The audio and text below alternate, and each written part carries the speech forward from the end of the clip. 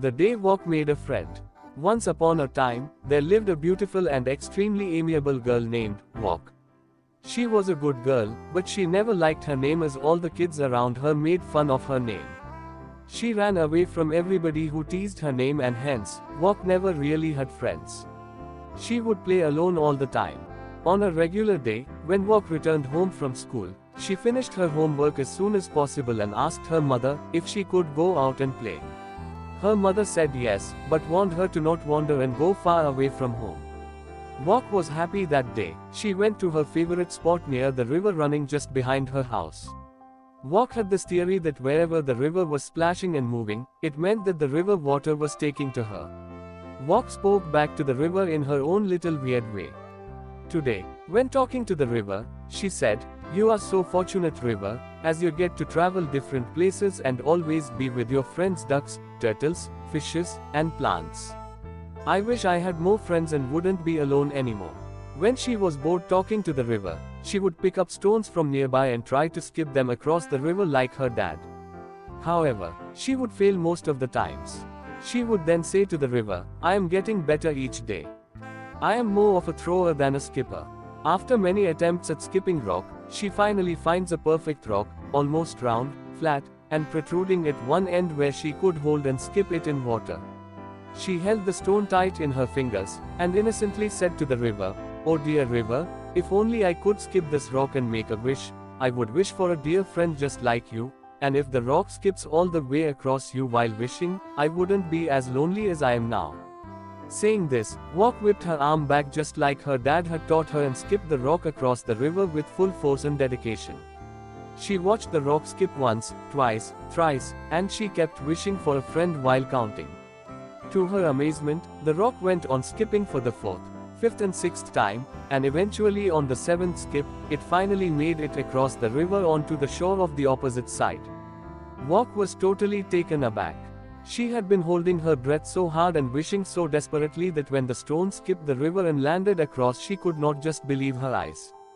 Her deep thoughts and sheer happiness were disturbed when she heard footsteps coming her way. Walk immediately came to senses and started looking around. A little girl was tumbling down towards her. Walk panicked and started to run, but she lost her balance and she fell off too.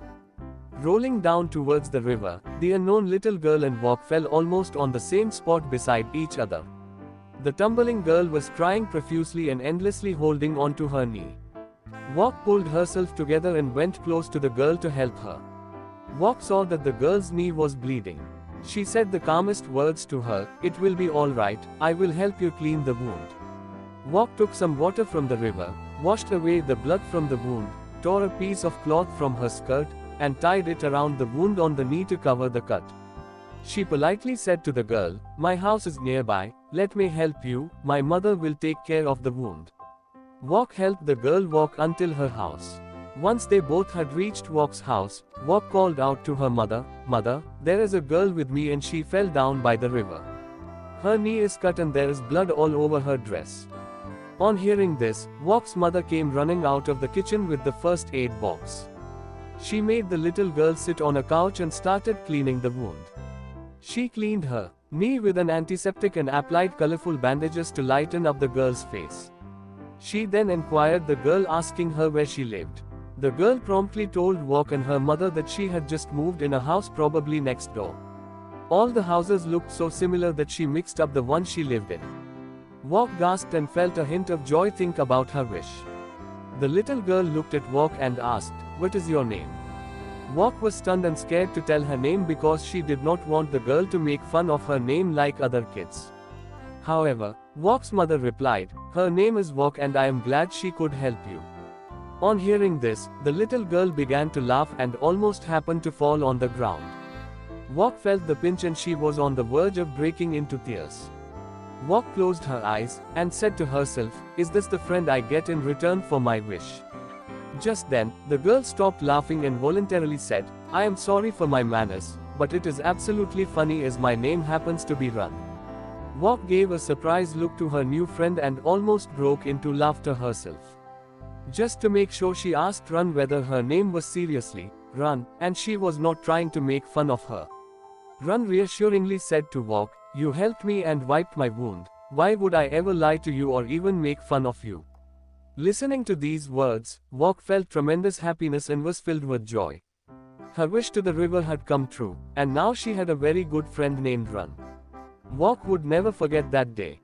It was the day Walk and Run became the best of friends forever.